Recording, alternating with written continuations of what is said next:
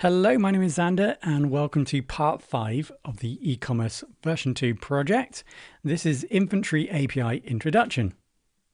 This is a optional component of this e-commerce project. In this tutorial, all I'm doing is presenting the basics, the underpinning knowledge of building an API with Django REST framework.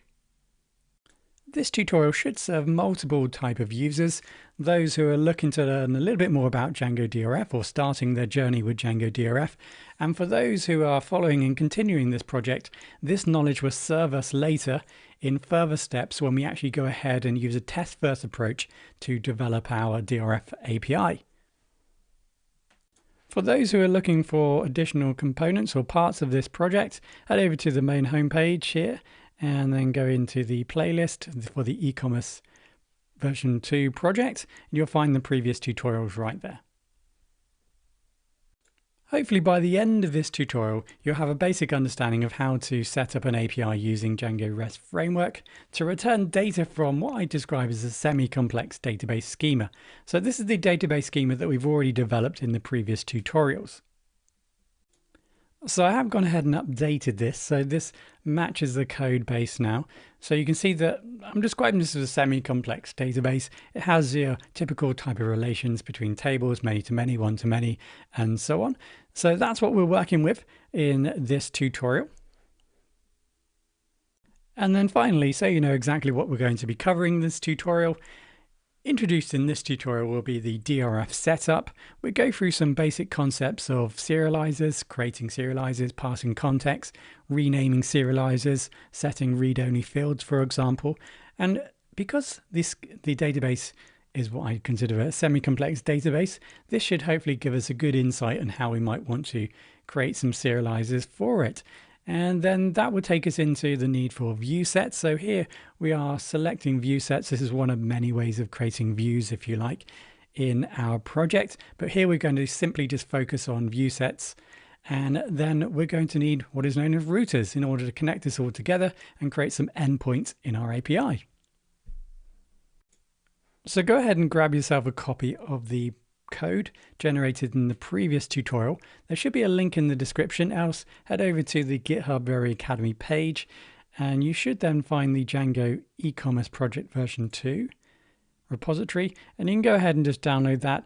Obviously there's many different ways of doing this. I'm just going to download this and then I'm going to extract part 4, that's the previous tutorial, and then I'm going to open that in Visual Studio Code, and that's where I'll see you next. So I've gone ahead and extracted part 4 and I've opened this up in Visual Studio Code here. So the first thing we're going to need to do is to create a virtual environment. Here I'm on Mac here, so it's going to be slightly different if you're on Windows. So I'm going to type in Python 3 and then I don't need to do that actually. Virtual env. Let's create a new virtual environment. Okay, so if you are running Windows, that's going to look slightly different. You're going to need to type in, for example, py venv. So actually, you're going to need an M switch. So if you're on Windows, that's the command that you're going to need to use. So that should create a new event folder. So here on the Mac, I type in source and then bin and then activate. So that's going to activate the virtual environment. If you're on Windows, you're probably going to type in just venv and then backslash and then scripts backslash and then activate, and that then should activate your virtual environment. So with that in place, you should have a requirements text. So this is all the dependencies that's required in order to run this project. So let's go ahead and just pip install. So this is the same on Windows and on Mac. So that should go ahead now and just install all the different dependencies that are required to get this project started. So assuming you have Docker installed, and you will need Docker for this project, so just go ahead now and type in Docker compose. If you don't have Docker installed, just go ahead to a Docker website, download the Docker desktop, get it started, and then you should be able to just follow these instructions. So Docker compose, let's go for up. I'm going to use the D flag so that I don't move into a terminal. So it's just going to work silently behind the scenes. And that should then start a new container. If I go back into Docker dashboard, you can now see that I have a container running, and we should have PG, a postgraduate database, and also Elasticsearch is also running, which doesn't need to run, so we'll probably need to change the code shortly. So let's go back into here. We don't need that running just for now, so we can just comment that out. That's not a problem. All right, so next up, we're going to need some fixtures.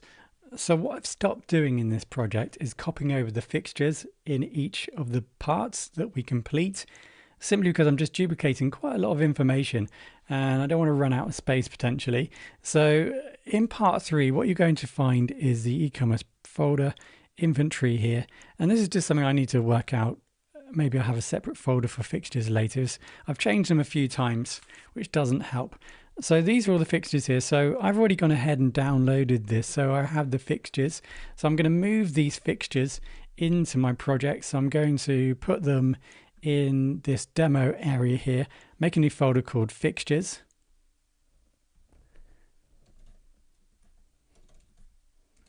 And I'm going to drop those fixtures inside of this folder. And there we go. So I just dropped it in this folder called fixtures. Those are all the fixtures. So if you don't know what fixtures are, that's basically, if you have a look at them, it's just a JSON file. And these correspond to the fields of each table. And you can see there's some data that's going to be inserted into our tables. So we previously created a management command called load fixtures, which is going to run migrations, migrate, and it's going to load all those fixtures into the database. So we can go ahead and type in Python manage.py and then our custom command, which is called load fixtures. So that should go ahead nicely, and you can see it's now inserting all the fixtures into the database. Now that's going to take some time, and this is where I made another mistake. So originally in this project I wanted to create a large set of data so that we could have a look at very early in the tutorial series about performance, and that just hasn't really materialized. So I apologize about that, and I'm going to scale back these fixtures. So there are some fixtures in each project or each tutorial code, each of the tutorials code later in this project, and then we'll slowly scale this up again later on in the project when we talk a little bit more about performance. So it looks like that didn't quite happen on mine. For some reason there was an error which got flagged up with the Elasticsearch. So let's see if we can fix this and just tidy this up a little bit. So as you saw earlier, what I did in the Docker compose file, as I just highlighted out eSearch, which was the Elasticsearch service. So let's go back into the Docker dashboard. And I'm just going to go ahead and go into my containers here. It's going to be very similar on Windows. I'm just going to remove that. So that just removes all the containers. The image is still downloaded. That's not a problem at all. So let's go ahead and start this again. Now, one thing I wanted to also say that I have made a change in the fixtures. So what you're going to find in the fixture is that the media fixture, the image field is now called image_URL, and that just makes a little bit more sense, I think, or describes the data a little bit more effectively. So in our models here, if you go down to the bottom, line 309, you've got the media table. So instead of image, I've now renamed this to image_URL. Okay, so now I can go ahead again and just run the Python 3 manage.py load fixtures custom command, and that should now make the migrations again. Now remember, we have deleted the database when we went into Docker desktop and removed the containers because the database is running in the container. So we're starting from fresh again. Now the only thing that we need to make sure that we do is just remove the initial migration, otherwise it won't work. So let's run our load fixtures again. So it says here there is an error, connection refused. Is the server running on that host? Okay, so it looks like we've got an error there. So let's run this again. So space, yep. Okay, so is the server running on that host? So we're not running the server, that's why. 1 second, we've actually got to bring this up. Apologies, Docker compose. and then up, and then we'll run that behind the scenes. Okay, so we actually need to make our container first. Apologies. Okay, so our container is now running just with our database. Right, so with that in place, now let's go ahead and run our command again. So you can see that now we're installing our fixtures again. So this could take quite a long time, and this is one of the issues of creating such a large fixture set. There's around about 64,000, I think, records in some of these different fixtures that we've created. So that could take a couple of seconds for us to wait for, but hopefully this time it will be successful. So doing that task, you can see that we're still getting Elasticsearch errors, and that's probably because we've set this up. So let's go into inventory first. Let's just turn all this off. So in inventory, let's go ahead into documents. Let's just remove that. Move that to trash, and then we'll go into the main settings here, and we'll just remove any instance of Elasticsearch. So let's just get rid of it. We could highlight it out, I guess. We may want to utilize it, or we will definitely utilize it later.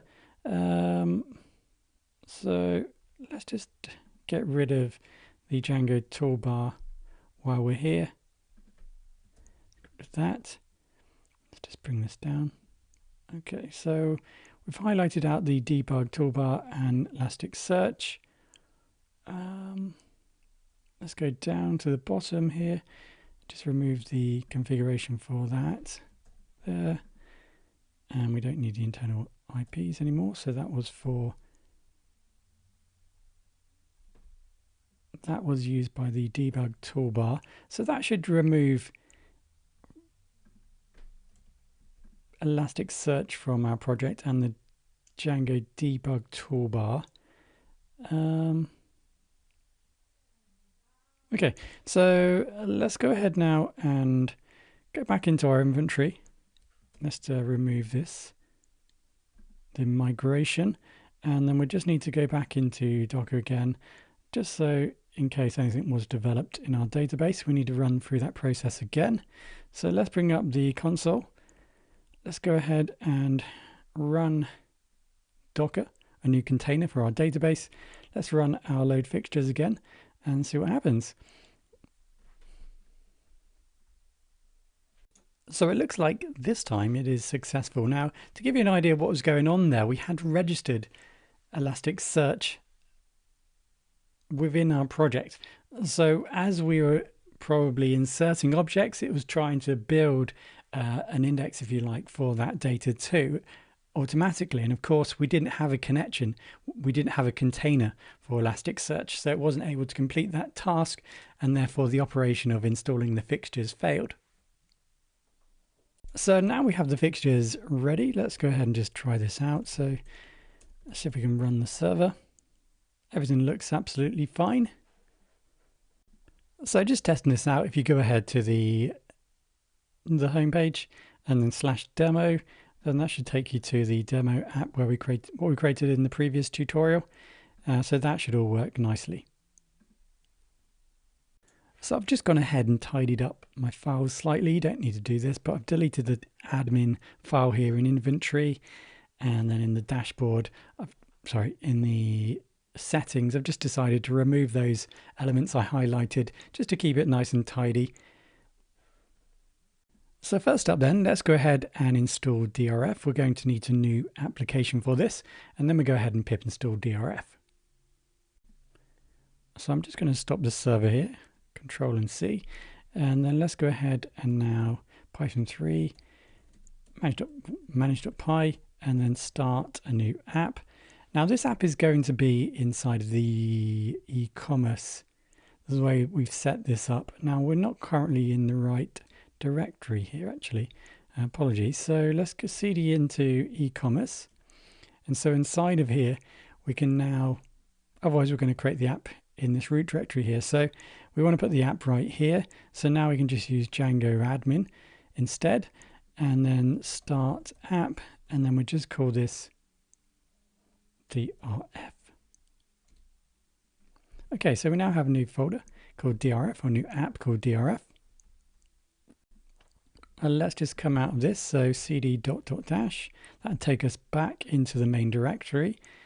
Let's have a look on it. I can't remember now. ls, thank you. There we go. So it is important to understand where you are in the folder and file structure. So we went into the e-commerce folder. So let's come out of it now. So cd ... and then I can type in ls. That will show me or tell me that I'm back into this root directory here. So if you head over to PyPy, you can see the Python package index. You can see that we're going to be installing Django REST framework, currently 3.13.1. So it is regularly updated and maintained. So it is a solid package for us to use. So let's go ahead and install this.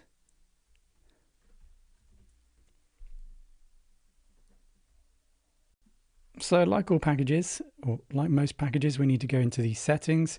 So I'll just quickly show you that. So let's just come out of that. So inside of our e-commerce folder here, project, we've got settings. So underneath here, let's put in the REST framework. So that just registers the new app. Sorry, I mean that registers the REST framework. And then we then need to actually, yes, register the app that we're using. So that's e-commerce .drf. So we're doing a bit of that, and then let's just make sure as well, if you go into the drf folder, there's an apps.py file, so drf apps.py, and then we're probably going to need to add ecommerce.drf there because we're working inside of the e-commerce folder. Okay, so that sets that up. So now we have everything in place in terms of our database, and we now have some data in our database, and we've set up DRF. Let's talk a little bit about serializers. So I was going to take that extra step of creating a diagram, but this is fairly simple. So we have some data in our database. Typically, we would query that data, and we would then return a query set. So at the moment, that data is well prepared. And like we saw in the previous tutorials, we could then utilize that data to iterate over it and to print it on a HTML page and then send it over to the user. This time, of course, we're using an API.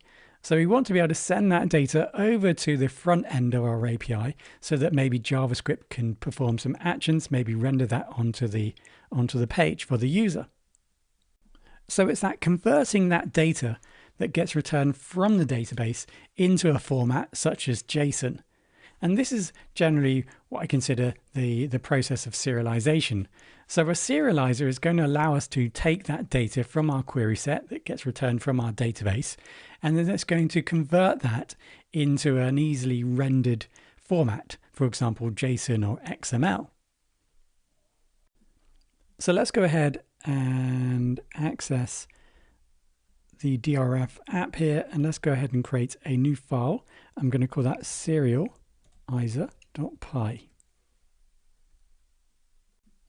So we're going to need some tools from DRF to do this. So from the REST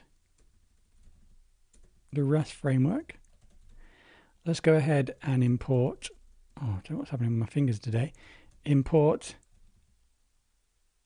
serializers. So now we can go ahead and create a very basic serializer. Right, so let's create a serializer. So this is going to be a class, and I'm just going to call this all products. And then we're going to extend from serializers to then access one of the different options. So here is going to be model serialize. Okay.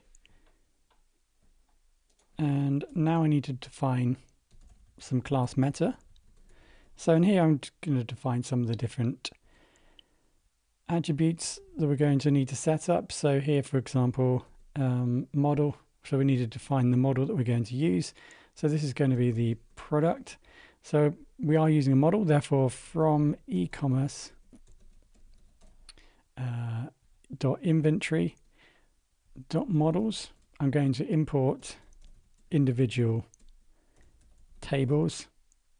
So let's import, for example, product. So that's the table from the inventory app. So I've now selected the table that I want to work with or to serialize the data from, and that's pretty much at the moment for that. And then we can define, for example, the fields. So let's go ahead and define the fields. So we can just, for example, say all. So we could just define all the fields. Now the problem we've got here is that if we did that, it would then find that in that table, it also has all the foreign keys with all those connections. And we would need to be able to resolve all of those too. So at the moment, we can't do that. So we'll just stick with this for now and see the error in place, but we'll change that shortly. And we'll move that to just selecting individual fields. So now we've defined our serializer. This essentially is a door, if you like. So any data coming from the database needs to be passed through the serializer in order for it to be converted into, for example, JSON to send across back to the client. And then, for example, if we wanted to insert data into the database, maybe information from the client, the front end, will come into our system. It will then go through this process, so deserialization, and then that can then get converted into a format which can then be presented to the database to insert that data into the database. So the whole idea here is that the fields, we're defining what data can come from the database and be serialized and be deserialized back into the database. But here we're just saying all. So all of the fields in the database. So now we have a serializer, we now need to build a view. So again, a view is like, if you're familiar with Django, a view is going to perform the same type of actions here. Except for we're going to need a serializer to pass that data to serialize or deserialize the data so it can come to or from the database. So let's go ahead now and just bring all the tools in that we're going to need here. Well, actually, in fact, let's just get rid of this. We don't need to render.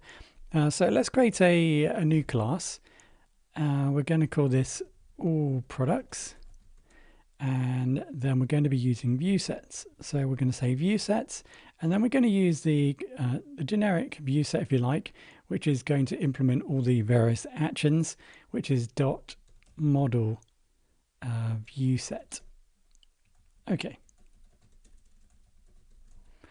So now we have that in place, we need to just define a few things. So notice here we're using classes. So there's a level of abstraction here that if you're not familiar with object-oriented programming, you might not quite follow. But if you just look at this face value, here we've set up a view set utilizing model view set. So like I said, model view set is going to implement various actions for us. And that might be list, so to grab all the data from a database, list, retrieve data. So in individual pieces of data from a database, it's going to give us the create function, which is going to allow us to create data, to add data into a database. And behind the scenes, it also gives us the update function too, as well as partial update and destroy. So these actions here are all provided by the model view set that we're going to inherit from. So what we need to do here, there's just a few different settings here that we're going to define in order for us to work with the model view set. So let's go ahead and define our query set. So this is the database that we're using for this view set. So product, this is going to be product, just product.objects.all. So we're going to need to bring in that model, of course. So from ecommerce.inventory.models, import, and that's going to be product. So that brings in the database. Notice that the view set is also underlined. So we're going to need to bring that in from the REST framework, and that's the view sets.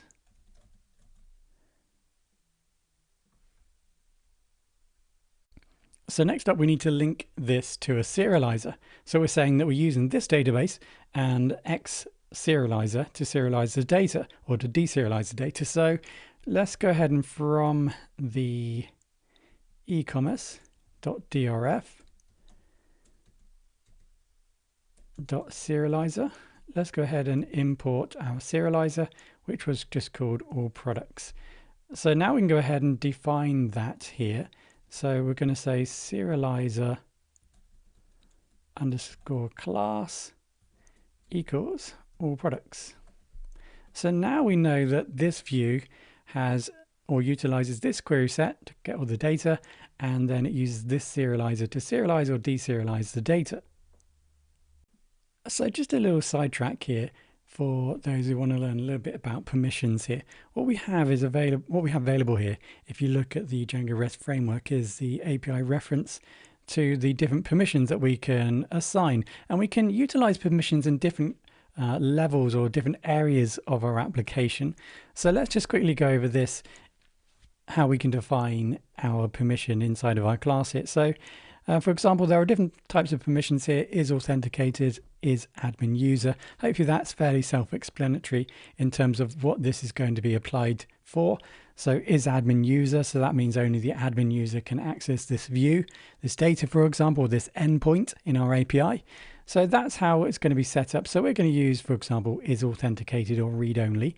So to kind of move that into our project, we just need to import from the REST framework the permissions.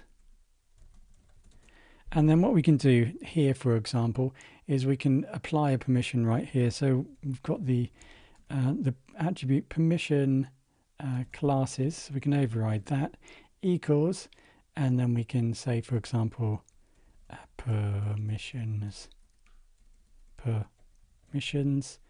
and then we're going to use the is authenticated or read only. Okay, so that's how we can apply some permissions right there. So is authenticated or read only. So everyone will only have read only access to this endpoint, for example. So if I wanted to, for example, utilize this endpoint to update or create data, well, at the moment we've just got read only access. So you can see here from reading the documentation, requests for unauthorized users will only be permitted if the request method is one of the safe methods, get, head, and options. So we can't utilize post, for example, unless we are an authenticated user. So now we have a view, if you like, which is going to manage the request from an API, front-end API. And we know that that's going to be fed through the serializer or products. So now we need a way of getting to this endpoint, if you like, so that users can access this data from the front end. So we're going to need to be able to route the user like we do with normal Django URL and view. We're going to need to make some sort of URL which users can point an API client to so they can access this information. So head over to the URLs. And let's just tidy this up a little bit. So let's get rid of the debug. We're not using that anymore. So before we hook this up, let's talk a little bit about routers. So because we're using Viewsets and not views, traditional views, we don't actually need to hook, for example, a URL to a specific view. What we're doing here is that we're going to use routers, and routers are going to build or design the URL configuration itself. So let's go ahead and from the REST framework, we're going to import routers. So let's go ahead now and just say router equals, or router, if you're American, of course, I do apologize, equals default root or router. I'm going to call it router. Okay, so router equals routers.default router. So that sets up our default router. And now we need to register routes within this default router. So if you like here, let's just imagine we're on the front end on our browser and we send an API request to our endpoint that we're going to be building here. So our router is going to pick up that request and then divert that request to a specific route if you like. And then each route here is going to be connected to a view, like a typical URL. Here's down here, we connect it to some sort of, you can't see it here, but we connect it to some sort of view. So we've already defined our view set. So we're going to, in actual fact, route to our view set. So let's go ahead and give that a go. So first of all, we're going to say router.register. And now we're going to register a new route. Right, so let's go ahead and do that. Let's say, for example, let's create a new endpoint called home. And yeah, just have home. And now let's connect that to a view set. So our view set was called all products. Let's just name that view set so we know. And so that's going to be views dot all products view set. And then what we can also do is provide a base name. So we say base name equals, and then all, just goes all products by, or just all products. There we go. So we've got a base name. So obviously we don't have views. So from ecommerce.api.views, or just API, sorry, import views. So to hook that up with the URL patterns, we just need to register this one. So path, that's going to be empty include. So bring in our router.urls.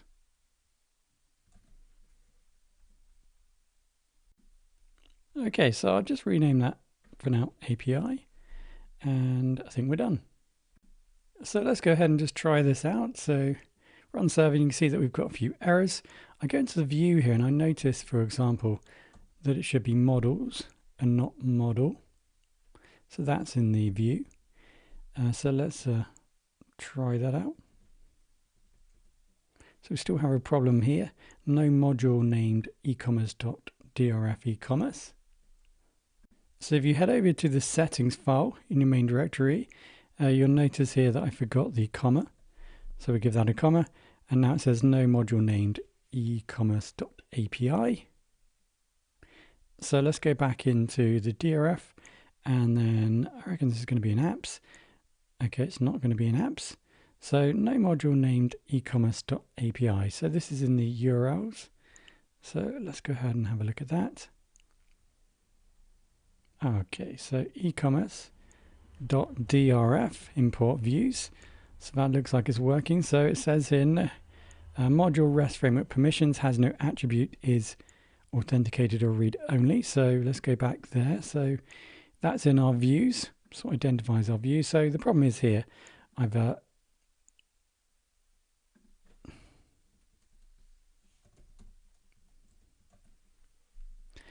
incorrectly spelled is authenticated. So now it's all working. So now with the server on, let's head over to 127.0.0.1.8.000. That's going to take us to our homepage, and now we can see the browsable API that's being provided by the Django REST framework. So notice that there's one endpoint here, and that's to our /API. That's what we have set up already. If I click on here, that's going to take us to a separate page. Now that should at this point now show us potentially all the data from the products table. Now there's quite a lot of information in there, so it's likely the reason why this is hanging at the moment is because there's too much information that's trying to be collected and displayed on the page, and this is probably a browser issue. So let's stop that.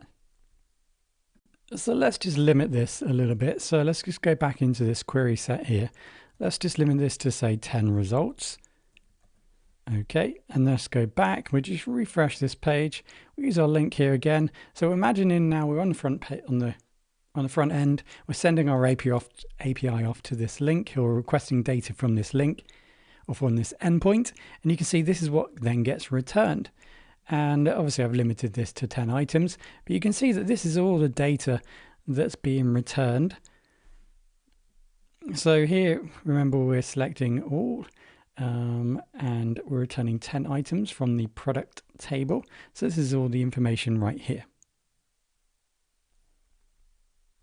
So now we've established a baseline where we're able to collect all the data from the database, or some data from the database, and show it there in the browsable API.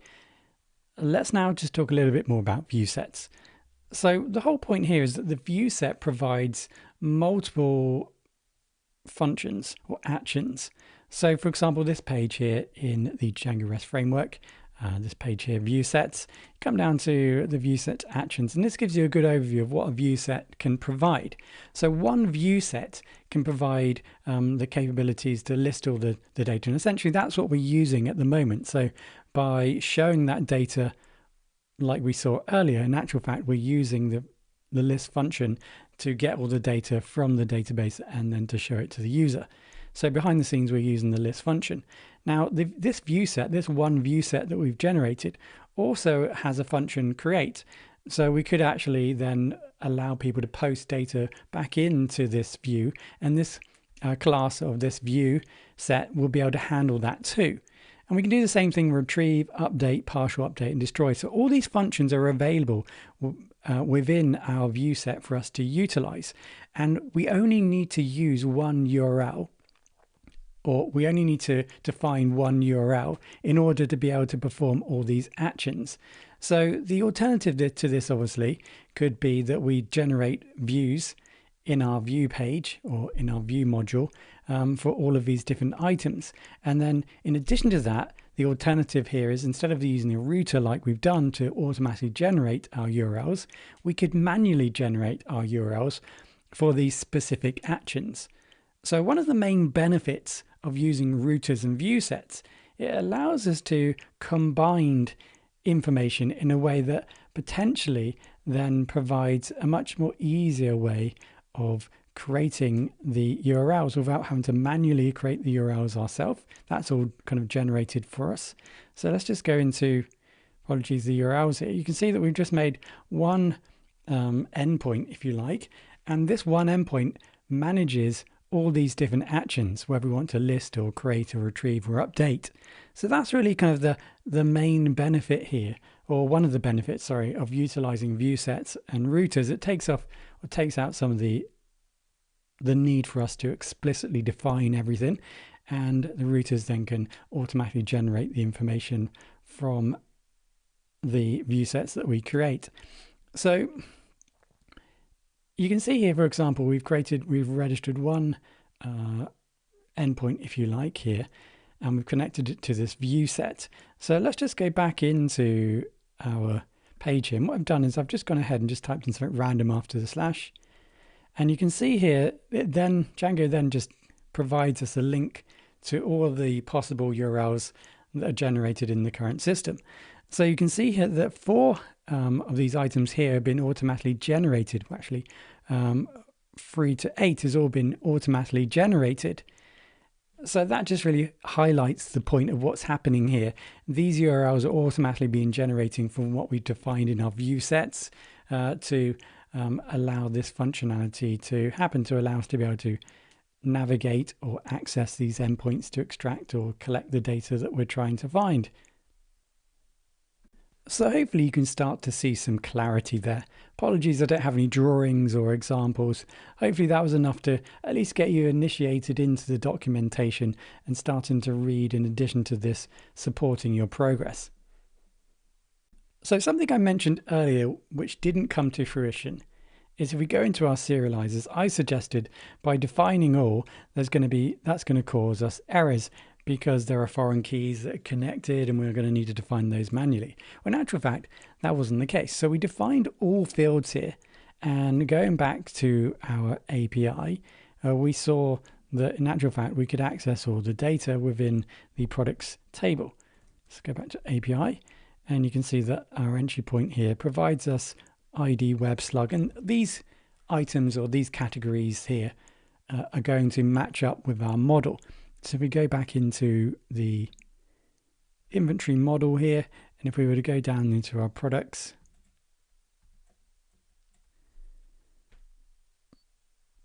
just find our products, it's going to match up with all the tables in the products table. Apologies for scrolling. There we go. So web ID slug, name, description, category, created at, updated at. So if we look back here, it looks like it's all there. Now, in addition to that, it's also provided us the category number. So if we go back here, you can see we have a many-to-many field with the category, and it has actually provided that information. So what that's given us now is a platform for us to start developing further, because this is our schema, our database schema, and potentially we want to make an endpoint which shows the data about the product, about the inventory information, about their attributes, about how much stock it has, what brand it's part of, and what category, and also show the image. So what we need to imagine here now, if you're not familiar with APIs, is what we're trying to do is we're trying to make endpoints so that the front end can collect that data, return it to the front end, and maybe perform some sort of action or display it on the page. So we're going to need to build some endpoints so that users can access specific information based upon different endpoints that they point their API to. So let's go ahead and actually let's just see this in action. So here I have Google Chrome. I've gone ahead to React here. So I'm just going to go and press F12. That should bring up the inspector here. So we can go into network. So I've gone over into network here and I've selected fetch XHR. So that should give me some information about items that maybe have been fetched on this page. So let me just refresh this page here.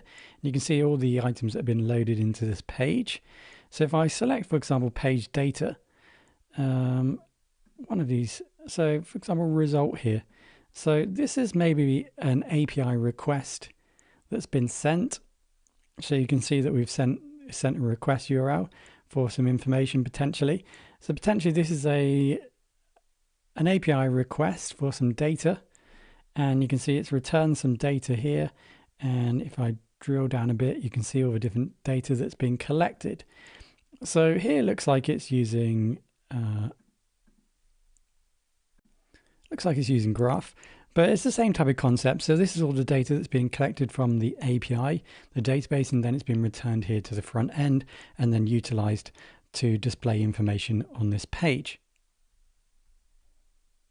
So at this point, we now know how to collect all the data from, for example, the product table, and we can roll that out through all these different tables if we wanted to have separate views or view sets for different tables, for example, and that would allow us to capture some more information about different tables. So what we're trying to potentially do here is we want to obviously connect these tables together and get data from separate tables through traversing through the different relationships between the tables. And we'll do that shortly, but let's just have a look first of all at how we might potentially retrieve a single item. So for example, so far we've collected all the data from the products table, all the items. So how might you potentially just select one item?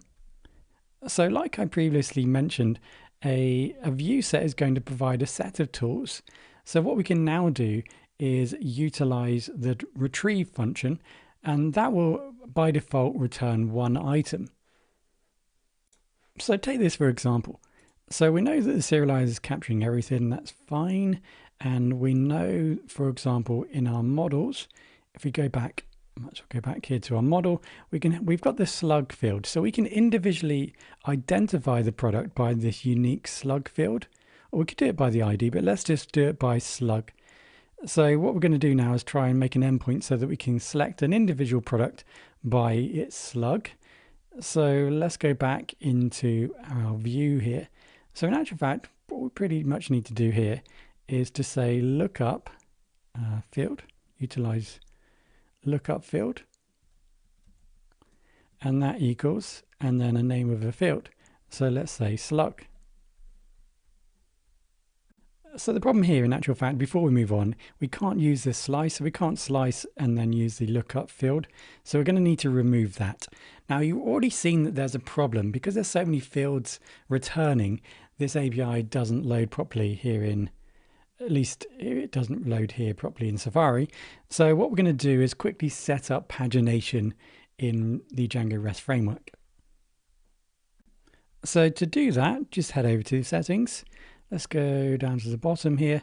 Let's just set this up. So we're going to say REST framework. So we're going to pass this in. So we're going to say, or define the default pagination class. And that's going to be REST underscore framework pagination dot limit offset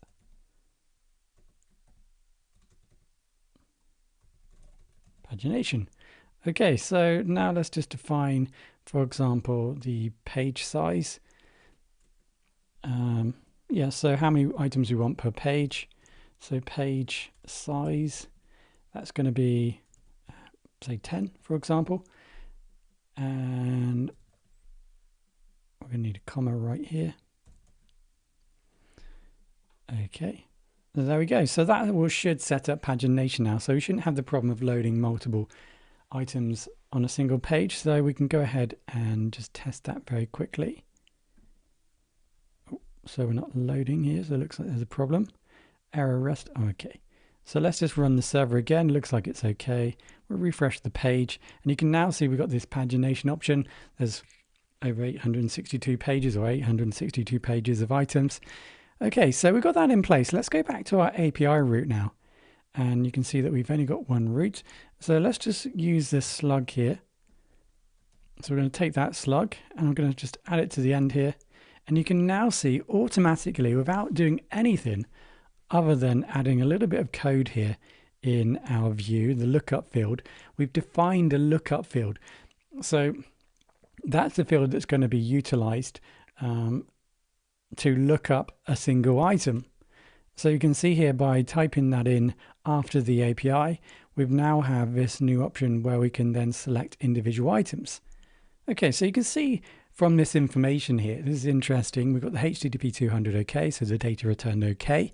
And it says allowed get, put, patch, delete, head options. So these are all the allowed options of functionality on this endpoint here. So potentially we're going to need to think about securing this. We don't want people to being able to delete any items potentially. So that isn't very safe there, for example. But you can see here that we've created an endpoint for an individual item. So just imagine, for example, if we were building this up now, we would want maybe a page where we're showing multiple items, and we would want a separate page for showing an individual product. And that's essentially what we've simulated here. So let's just remind ourselves here of this abstraction that's being provided. So behind the scenes, we're extending from this Viewset class, and that's providing us all of this functionality here by default. So this is all pre-written. So what's happened first of all is we just defined a query set and our serializer, and this function here kind of fired off and allowed us to see all the items or return all the items. All the functionality is already written for that. So what we've done here is we've now used retrieve. Okay, so that function there was the function that's been utilized to retrieve one item. And if we go back here, we've just simply defined the lookup field. And that's provided then that option for us to utilize that function behind the scenes to collect one item. And all we've done is selected the slug or the lookup field. So let's take a sneak peek now back at, if we just type something random here, have a look at the URLs. You can see that we haven't generated any additional URLs, it doesn't look like. We've still got 4 URLs that we're utilizing. Okay, so this one here, for example, you can see it says API slash, and then it says pslug. So it looks like these two are referencing the API URL, and this is the URLs that are being utilized to capture the in this case, the slug information, and return the individual product. And that's all been generated automatically. So what if we don't want all this functionality? What if we wanted to kind of slim this down a bit to provide us maybe a little bit of security? Because potentially we don't want to be able to allow anyone to delete this information. And at the moment it's suggesting when we go back to here that if we go back, that we've got that option here for this particular view. So one option we have here is that, for example, let's just remove this. We could just bring in the tools that we wanted. So there's a few mix-ins and a mandatory that we can bring in. So for example, we're going to need Viewset generic Viewset, and that's just going to give us the basic set of tools for us to kind of perform and create a view set. And then we can bring in the mix-ins that are needed for different aspects. So for example, to list all the items that we saw originally, we're going to need list model mixin. So that's the mixin, the piece of code that's going to be connected to generating all the products and returning them. And then you saw here we used the lookup field, and I mentioned that was the retrieve function. So we can now bring in, we're going to need a comma here. We're going to now bring in the mixin for that. So mixin dot retrieve model mixin. Okay, so by doing that, let's just make sure, for example, we bring this in. So that's from the framework mixins.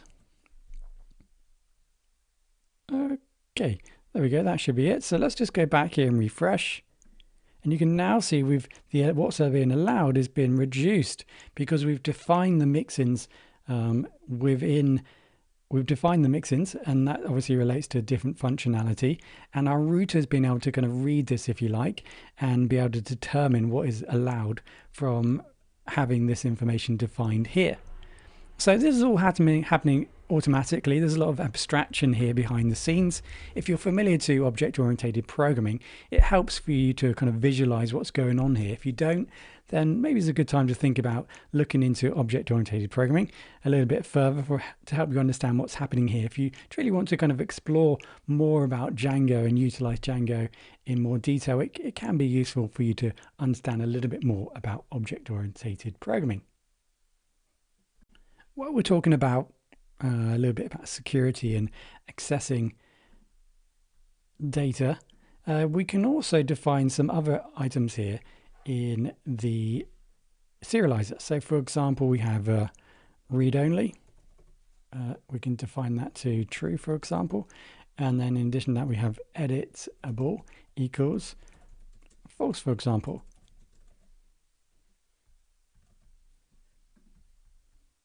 So if you head over to the core arguments here, you can see read-only provides information about read-only fields are included in the API output, but they should not be included in any input if you're going to insert anything into the database. So it's read-only. So we have write-only, required, default. So it's well worth reading through some of these different options here. So something else you can start thinking about is in the models we've defined all the fields, but in reality you probably don't want to return some of this information or give this information to a user, because anything that is returned, of course, can be viewed by anyone, like we saw when we had a look at that information from the React page. We could see all the data that's being returned. So for example, created at and updated at, maybe we don't want to return those. So maybe we just define some fields that we want to return, and that gives us a little bit more control. So we can definitely do that by defining the fields here. So this is just going to be separated by commas.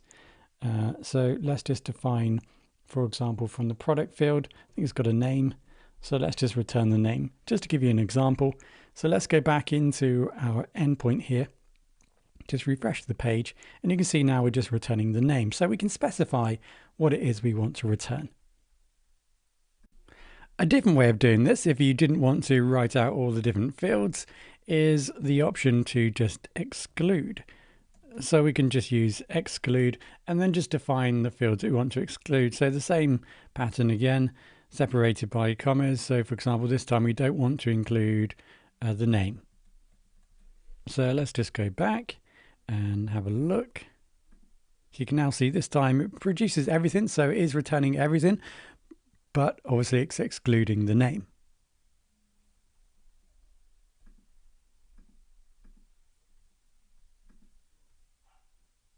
So hopefully you're feeling a little bit more confident now how to collect data from a single table, and we saw how to utilize both. If we go back into the code, we saw how we utilize both the list model or the list function. That's essentially going to grab all the data from the database, and then we use the mix and retrieve, and that enabled us to identify an individual or set up a filter, if you like. So we're going to get all this data from our query set where the slug equals the slug that we pass in. So that created, if you like, a filter which filtered out that data and returned only that individual item based upon the individual unique slug. So here we are using mixins, and if you're not used to object-oriented programming, this is going to feel a little bit abstract of what exactly is going on here. And apologies not to go into that kind of level of detail. So let's just break this down a little bit, and let's build let's override one of these functions, if you like, and see how it's working behind the scenes. So what we're going to do is we're going to take this product table. Now imagine what we want to do on our system, on our software, is to display maybe all products, but then we want to also display all products based upon a category. So suppose that's also going to be required for this type of system that we're developing. So let's just extend this slightly, and now let's kind of put this in place. So what we're going to do now is we're going to build an endpoint so we can select all the different shoes from a particular category. So this gives us a good option to override some of these functions here. So this function here, the retrieve view or the retrieve model mixin, this allows us to, as I think the documentation says, retrieve one item. So the whole idea is that we can make a filter like we've done here with the lookup field, and that's then utilized with this mixin to essentially create a filter on the query set to return only where the slug equals whatever the slug is that we pass in. So let's go ahead and override this, and what we're going to do now is we're going to build this function, retrieve. So this is referring, if you like, to the mix and retrieve model, and we're going to essentially just override this now to create our own return. And what we're going to do is we're going to build, we're going to return all the items based upon the slug again, but the category slug this time, not the product slug, the category slug. So we're going to return all the items in a category based upon the slug, the category slug. So for example, one category is going to be called boots. So the slug for that is going to be boots. So we're going to return all the boots. Right, so let's go ahead and pass in self, and then we may need the request information, and we're going to pass in the slug as well. So slug in this case equals none to begin with. So now we have that. Let's go ahead now and build our query set again.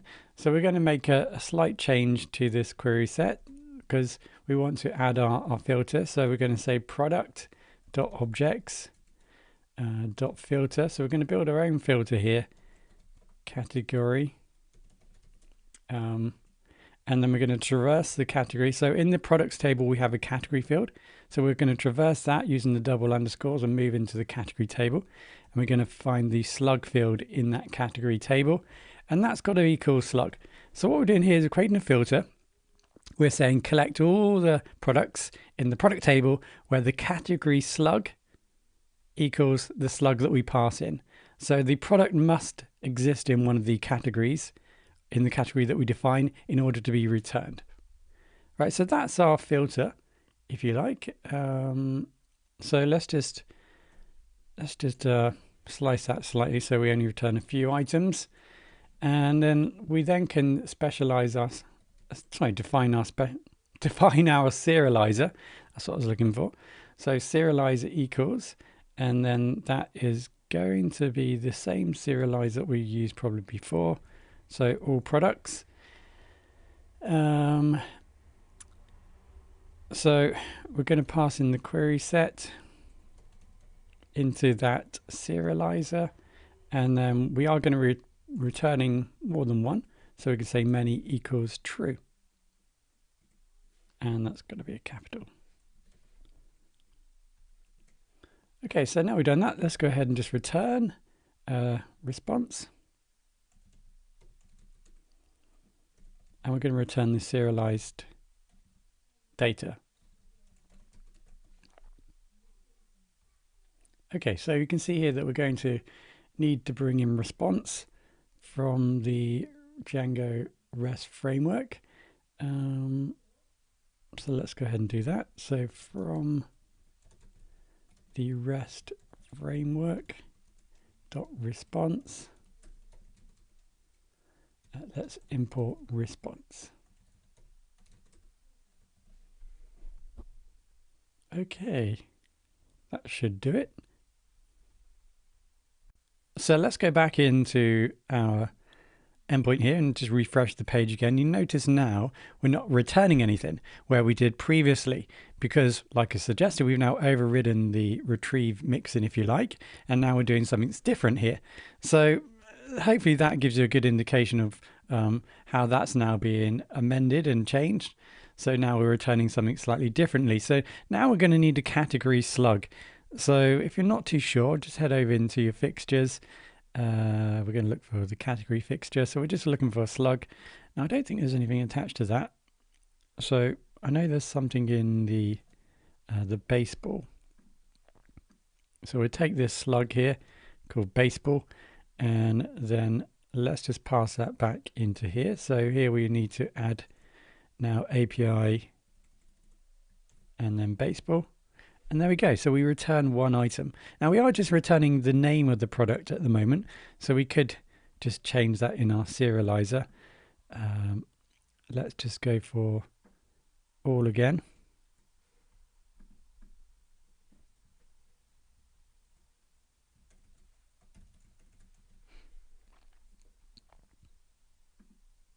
So there we go.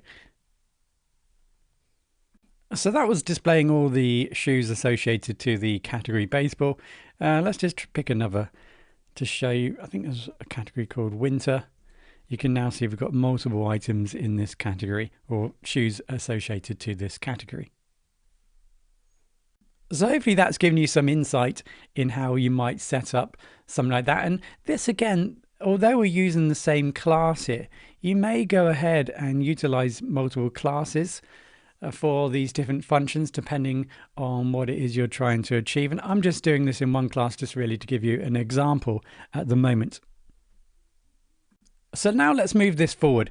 I want to just finish this tutorial up looking at the product inventory table and selecting information from it, and then thinking about then selecting all the other items. So what I want to try and do now is to build an endpoint so that I can select maybe an individual product from the product inventory table and all the other items I'm going to need. So if I select an individual product, I'm going to need the product name. I'm going to need to know what category it is. I'm going to need to know what brand it has, how much stock available of that product I have, and then all the attributes. So I'm going to try and connect everything together as if I was trying to build an endpoint to select an individual product whilst bringing in all this other information that we're going to need to return. So let's go ahead and create a new class. I'm going to call this ProductInventory, and then let's bring in, for example, Viewsets. I'm going to use the generic, so I'm going to bring them in individually, and then the mixin. Just at the moment, I'm going to use the list model mixin. So that's going to give me the ability to grab multiple items and return multiple items. Okay, so let's go ahead and select our query set. So the query set is going to be the product inventory table. Objects.all. So we specify returning everything at the moment. So we're also going to need a serializer. So let's go ahead and select our serializer. So that's going to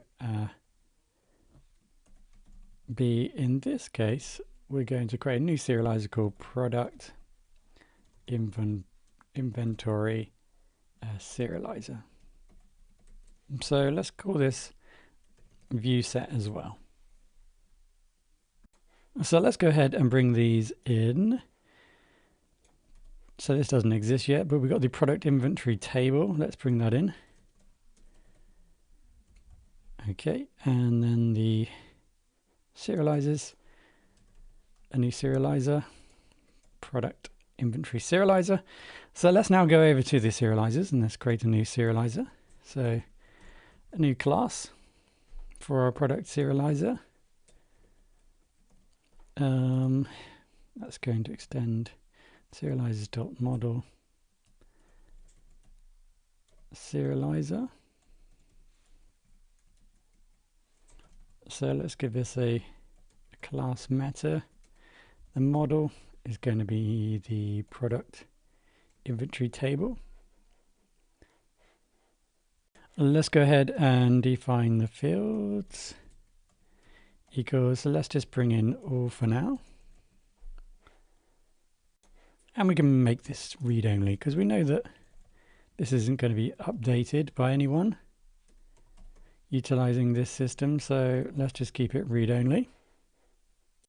So now we have that in place, we can probably go over now to our URLs and let's go ahead and now define, let's register a new router path here. So root register, let's call this product. Yeah, product.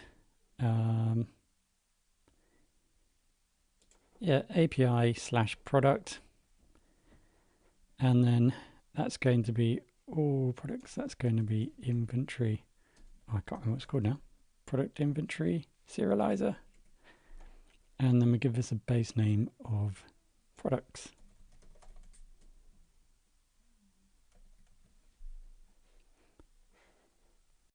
So now let's go into our API and let's just see if we can see this new endpoint.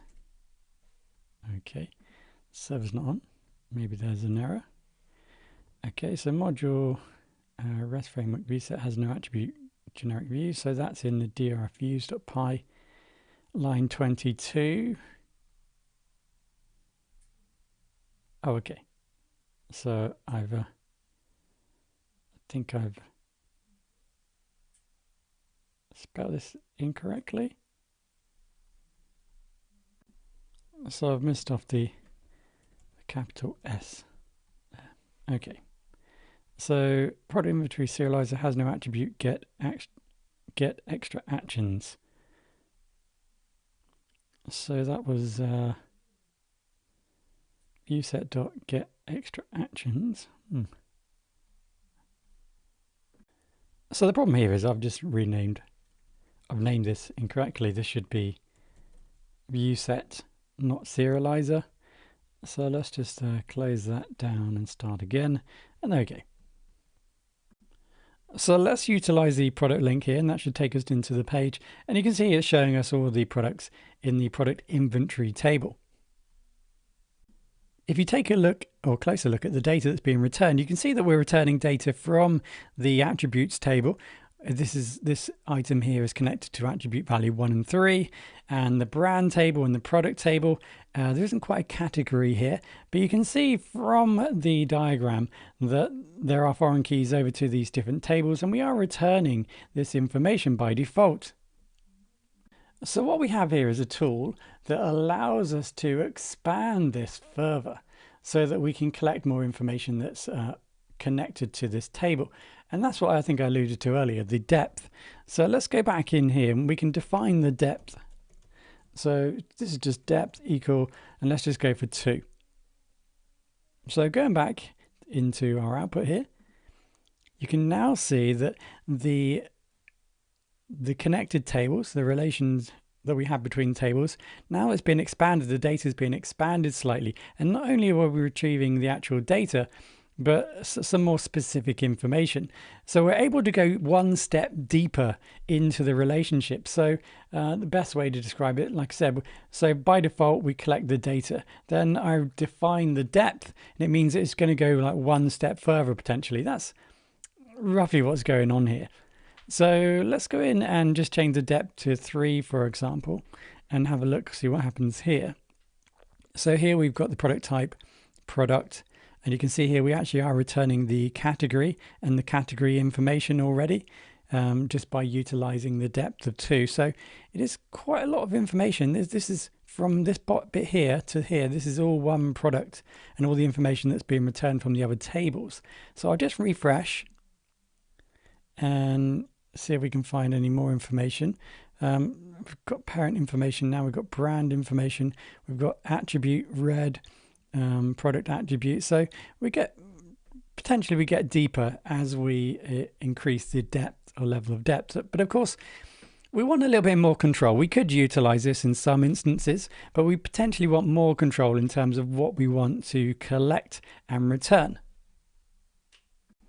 So in addition to this depth, we also have a kind of nested approach, and this allows us to explicitly define what it is we want to return. By building connections within our serializers here, we can then link it up to different tables and return specific information that's been defined in those different serializers. So let's go ahead and utilize some of these fields here in the product inventory table to utilize or to set up some, as I described it, as a nested approach here to this development to help us fine tune what it is we return. So I've gone ahead in our serializers here and I've just added some of the fields that are found in the product inventory table that I want to display or return to the user or the front end. Let's go back into the front end and refresh here, and you can see that we've got an error. So it says field name price is not a valid name for model product inventory. So that's just a simple case of this here potentially doesn't exist in this table. So let's go over to our models if you haven't already seen them. Inside the inventory table, this is going to be product inventory. So we don't have price, we have store price, for example. Okay, so that's the problem there. So we've changed that. Let's go back and refresh. And now it says field name attributes is not a valid model product inventory. So again, same issue here. I've just literally named this incorrectly. Attributes, so go back into my model here. There should be a foreign key to attributes. So it's attribute values.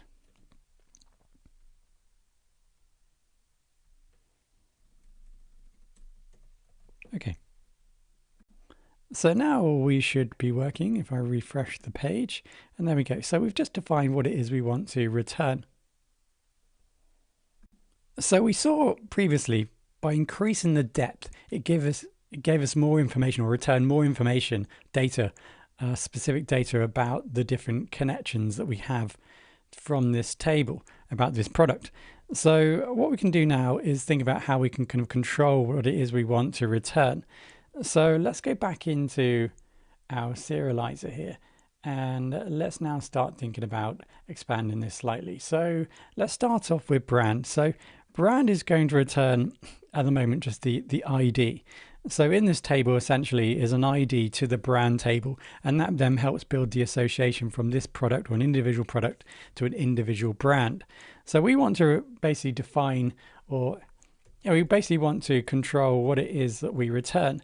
So let's connect brand to a brand serializer. And in that serializer, we can basically define what it is that we want to return. So brand should return one item. Now that might not be the case for you. I'm going to set this to read only. So these are just some of the other attributes that we can bring in. So this is brand serializer. Now this doesn't exist, so I'm going to need to bring in that. So let's build a new class, brand serializer. So same as normal.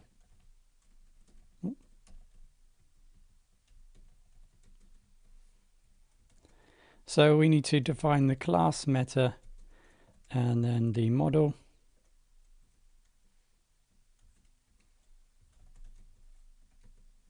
So this can just be brand. And then now we can define the fields. So here, let's go for some specific fields. Now in the brand table, you can go ahead and have a look at the brand table, see what it is you want to bring in. I'm just going to use a name. I think that there's not too much in the brand table if you have a look at the models. So I'm going to return the name. So essentially what we've done now is we've connected, we created this kind of nested approach whereby we specified brand is specified here. And then we hook over to the brand serializer, and then we can do whatever we need to do in the brand serializer, but we're going to just return the name in this case. So with that in place, let's go have a look to see what happens. So back in the front end here, if I just refresh, you can now see we're returning brand and just the name. So the name is 361 in this case, and then the name here is 123 Gur, and the name here is Tulips 2. So you can see that now instead of returning a number, which is okay, we could do something with that, we're now actually returning to the front end the name, and that's going to be more useful for us to utilize to display on the page potentially. So we can do the same thing with the attribute values. So let's give that a go. So we're going to build a new serializer called Product Attribute Value Serializer.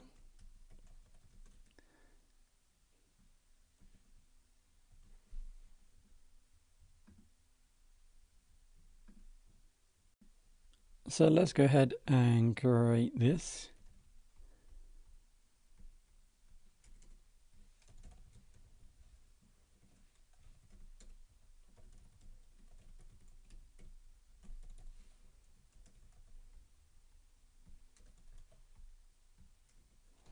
So this is going to be class meta. So let's get back into the model very quickly. So what we're trying to do here is connect it to the product attribute value. We do have a link table here, but this is a through table. Remember, we defined here a many-to-many relationship, and this is a link table. So we don't define the link table. We're going to then define the product attribute value table. And of course, then we're able to collect this information from the product attribute values table. So let's go in and set the model. That's going to be the product attribute value table. So what we can do, for example, let's just use exclude this time because we want to include everything apart from maybe the ID. We don't want to return the ID. So let's just use exclude this time, just return the ID, and then we are going to also need to bring in this table. There we go. So let's see if that is now working. Okay, so got a template, blah. Serializer might be named incorrectly and not match any attributes or keys. Okay. So this type of problem is really hard to solve because it's not obvious what's happening here. It's just a case of reading the documentation and making sure you understand what's required to be returned. So here we're going to need to define many, whether it's many returning or an individual item. So this time it's many equals true. So once we have that in place, then refresh. You can see now we're returning, and this time we're returning a value. So attribute value 5, product attribute 1. So, and you can see here product attribute red, product attribute 2. So the value and the attribute. So this is potentially this is the product attribute. Let's have a look to see what that is. So the attribute value and the product attribute. So this is the ID that's connected to this attribute table. So the attribute has a name, whatever the name might be, shoe size. And then what we're doing here is we're adding 10. So the value of the shoe size, the name shoe size attribute is then been given a value here. So shoe size 10, for example. And obviously then we make a connection to the product attribute table. So this might be a good idea or good time to think about utilizing depth here. So if we were to add depth equals, for example, 2 here, that should probably that would then kind of traverse this and bring back the name as well as what we had, just the ID, because that ID is not very useful. So let's go ahead and refresh that. You can now see not only am I getting the ID, but I'm also getting a little bit more information about it. So this number here is referring to the woman's shoe size, and this here is the red is referring to the color. So potentially we can mix and match this type of approach to bring back or return different type of data. So something that you might be concerned about is that you're given a lot of information. If you were returning this to a user, they can access this information. And you're giving them a lot of information here regarding the structure of your database. We're telling them potentially here that there is a table called attribute values. There's a table with a field called ID name description and so on. So there's a lot of information there that's being provided to the end user. So not to go into too much detail here, but what we can do is we can change these names. So for example, if we wanted to return attribute values, because this is the name that's being returned here, the field name. So potentially we can change this name. So if we just call this attribute, and then now it needs to be connected to attribute and not attribute values. So what we can do here is we can add a source. So that then just points it to the right place. So, or the right name. So we're going to say source equals, and then this time the source, and that's just the actual field name. So attribute value. Values. There we go. Okay, so same thing happens, except this time it doesn't return or display the word attribute values. It just displays the word attribute. So here, for example, attribute values, when I refresh, you can see it doesn't connect because I've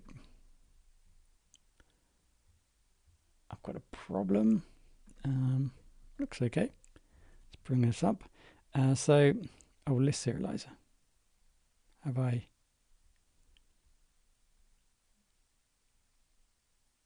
That's the same field name. Attribute. Okay, let's just close that down. Okay, so let's go back and refresh. And there we go. So it now says attribute. So let's talk a little bit about this media table here.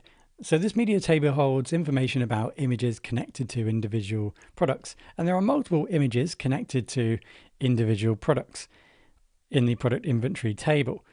So let's see how we can deal with this, because it's slightly different to how we need to set up everything else. So let's go ahead and let's call this, for example, let's put it up the top here.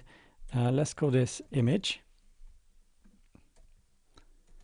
And we're going to create a new serializer for this. So we're going to call this image equals, and we're going to call this the media serializer. Okay, so in actual fact, what we need to do is define a source again. So the source here is media, and I'll show you this in a second. It's called media product inventory. So where does that come from? Well, what's happening here, if we go back to our models, is that we've got a kind of reverse foreign key here. So we've got the ID, product inventory ID connected to the product inventory table, many to one. So if we go into the table, it's at the bottom. It's not, okay, apologies. The image table, media table, sorry. You can see here that we have a foreign key to the product inventory table, and the related name is called media product inventory. So we need to refer to that in order, this is a reverse foreign key, so we need to refer to that in order to access this information. So we're just defining that there is a reverse foreign key. Django will pick that up and make that connection. So that's the source, and then this time there will be many returns, so many equals true. And yeah, I think we're good there. So let's go ahead and build this.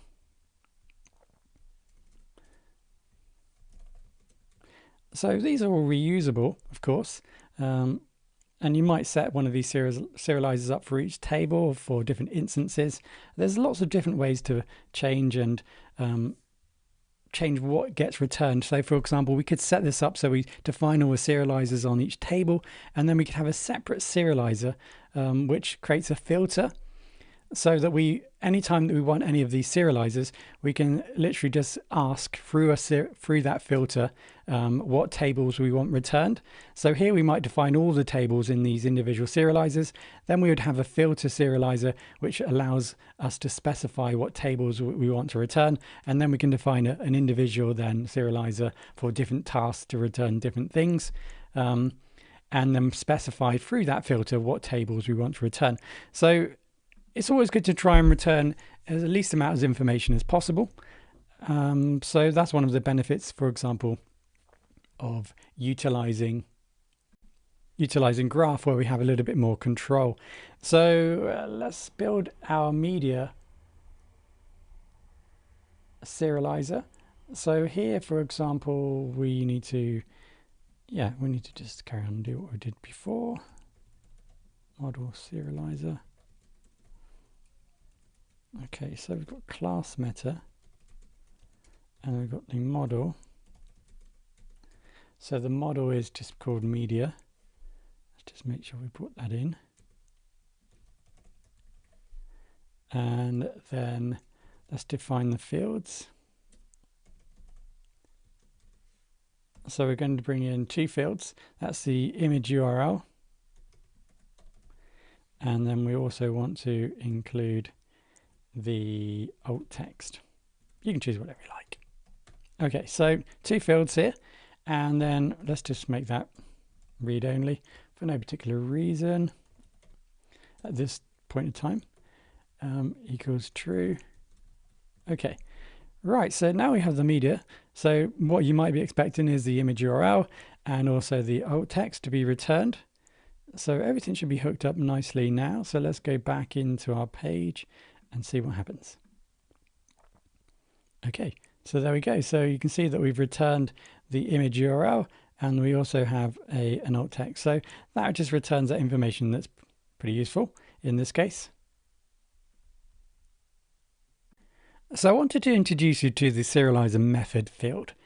So like I said, this is a read-only field, and it gets its value by calling a method on the serializer class. So this allows us to kind of extend the functionality of our serializer. So let's take a look at how we might utilize it here. Now, for example, let's pretend we wanted to return a different URL, or for example, you can see what's happening at the moment. We're returning the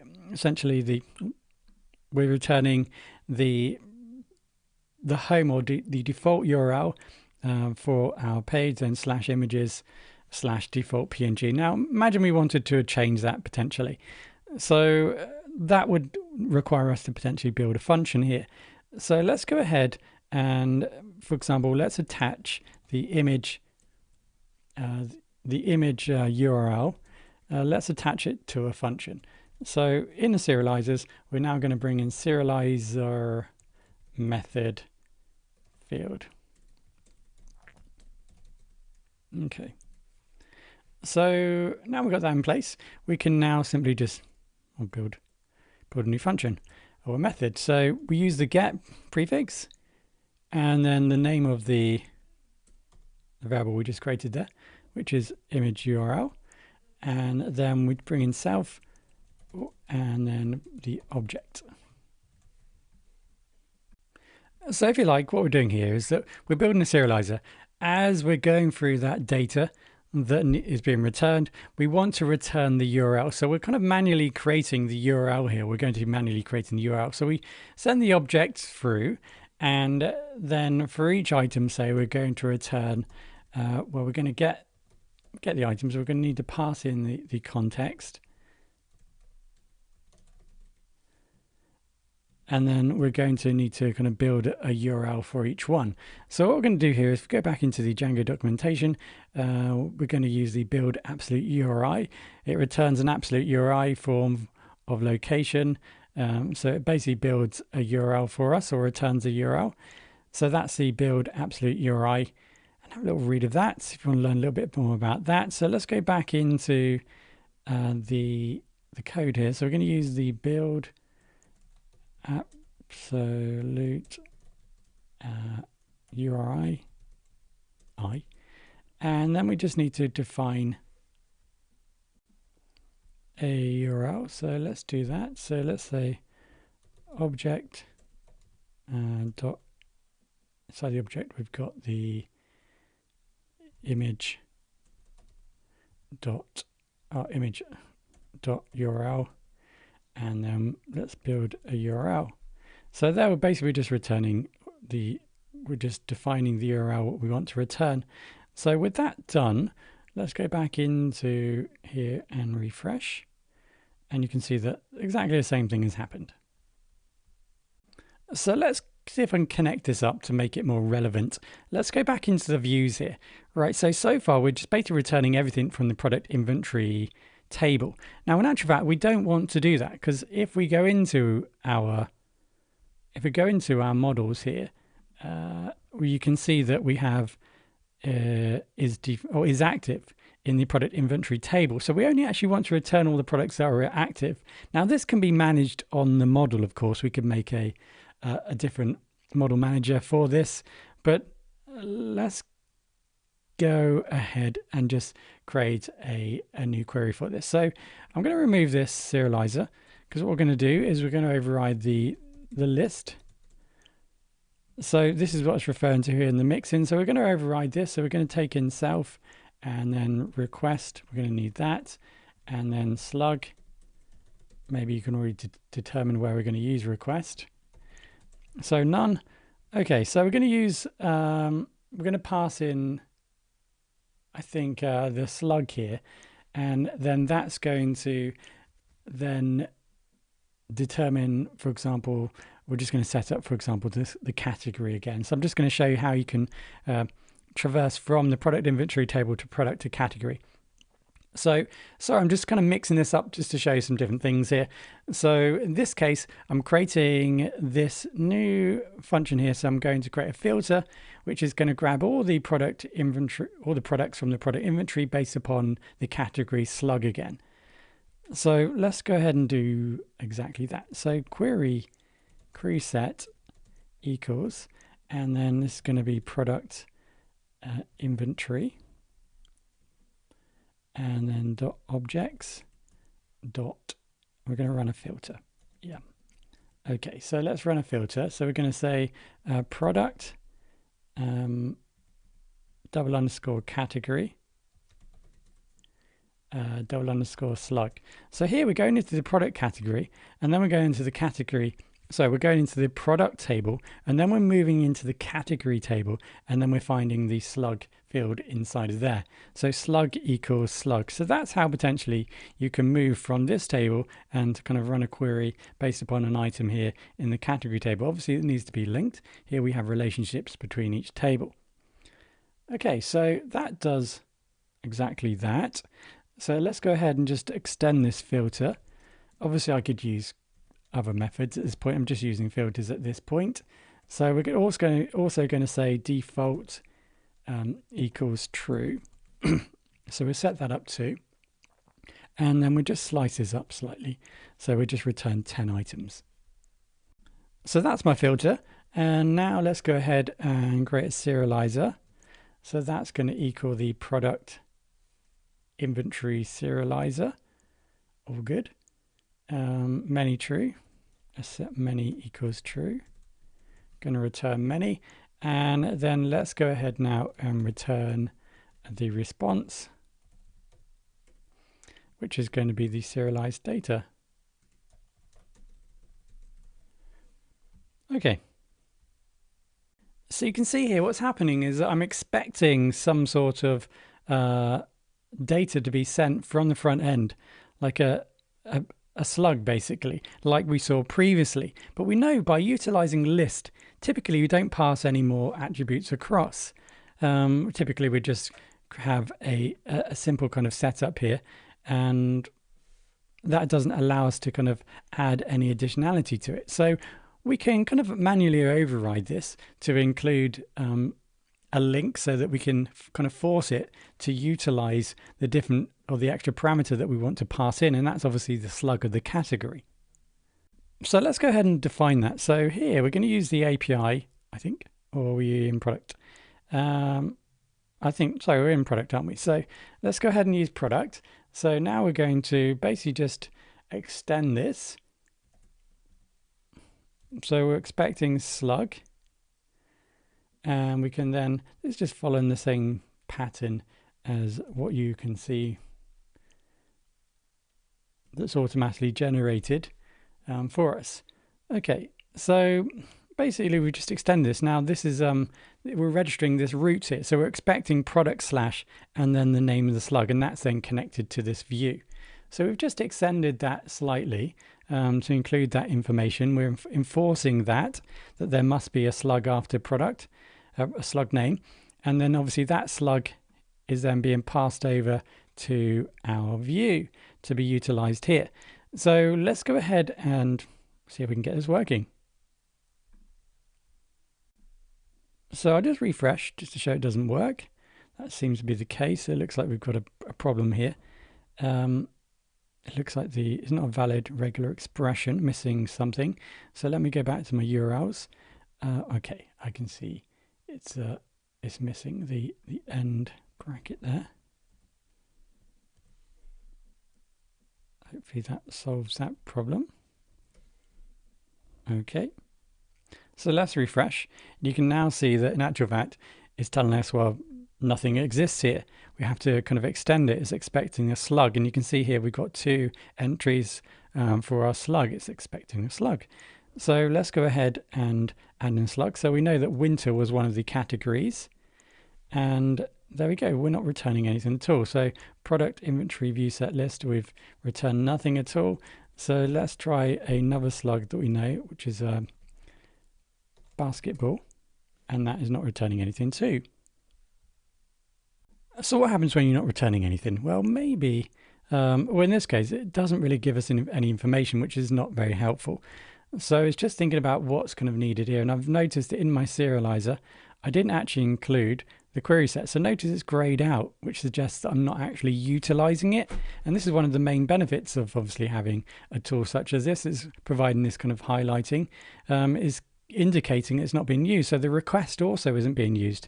It's kind of highlighted out. And obviously the query set is really important because I'm running a query. That's the query I want to return data to, and I'm not using it. So that gives me a good indication of what potentially is going on here. So I add now the query set into my serializer. I'm going to pass that into the serializer to perform the serialization.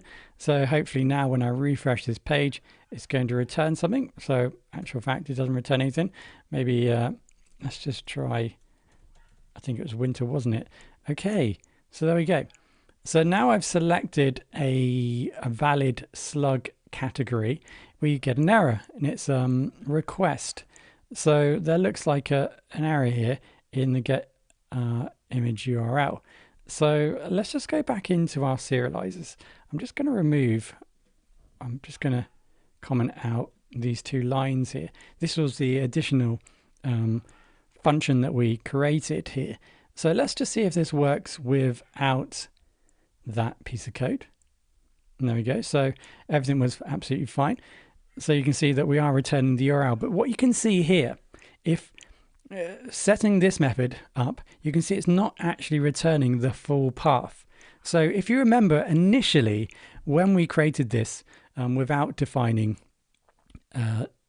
when we created this without kind of providing this override here in our view, automatically Django has added the initial URL at the start here, so our kind of a home URL. So you can see that that's not the case here. So this is a good case of creating a function that kind of adds that in. So let's go back into the code here. What's happening here, if we just bring this back in, you can see that we're utilizing context. So we're passing context over to this function so that it can work out what is required. essentially. So we're essentially passing the data into here, the context, the request. That request has all the information about the request and what's expected. So we're able to kind of utilize that to then build individual URLs for each item. So we're going to need to pass over context here in order for this to run. So let's go back into our views here. So what we need to do here is basically just pass in that across. So we're going to say context.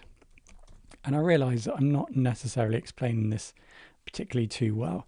At this point, it's just a case of getting it working. It would take some time for me to fully explain exactly what's going on here, but hopefully you get the general concept of the request. That's the user's request. That data is being passed in. That's going to be needed in order to kind of fulfill this function. So we've got this request. Don't forget the comma at the end here. Okay. So that's the kind of final line there. Sorry for not word wrapping this or reducing the line. Okay, so that's where we ended up with. So we're passing the context into the serializer. That can then be utilized here to build our URLs. So let's go into our front end again and refresh. You can now see we've returned the full URL. Notice if you read the documentation of Build Absolute URI, it does give you an indication of what it does. So for example, if we don't enter anything inside of that function, it's going to return the absolute URL form of the location. So it's basically just going to return the location of where we currently are. So if I get rid of that and save and return, you can now see it says or returns the actual URL where we are. If you look at the final code in the repository, you'll find a few more serializers that I've created and gone on and just added some more here. But I'm going to stop there because I think we hopefully get the grasp of what's happening here. And we've got all the kind of underpinning skills that we're going to need to utilize when we go ahead and actually build this for the system, for the e-commerce system. So to recap, what we've done initially, we created serializers to generate data from one table. And then we looked at how to specifically find or create a filter and generate or capture information based upon a filter on one table. We then went ahead and showed how we can use these relationships between tables to capture information or run filters based upon information connected from multiple tables. So here we created or returned all the products based upon a category slug. And then we moved across to the product inventory table. We then had a look at, first of all, collecting all the data from or returning the data from the table. We looked at different ways we could create or return data. And then we started to use, or I showed you how to utilize or to kind of expand this by utilizing depth. So we could kind of grab more information from different tables, utilizing the relationships between the tables. We then finished off by manually kind of selecting or creating serializers for each tables and bringing that in manually so we could define more specifically what data we wanted to return. We've looked at passing in context and how we can build a URI or kind of expand that kind of functionality if we wanted to in the media table. And then, like I said, in the code, I've added some more serializers, which I haven't explained, but follows the basic principles that we've been using so far. So have a look at the code, and that's pretty much it for this tutorial. Well, I do hope there was some useful information there. We have covered DRF setup. We've looked at some serializers or different ways of utilizing serializers, utilizing quite a large database setup, looked at Viewsets, how that works in general terms, and routers, how that enables us to kind of develop automated URLs or endpoints. Thank you very much for listening. Hopefully that was useful, and I hope to see you in the next tutorial.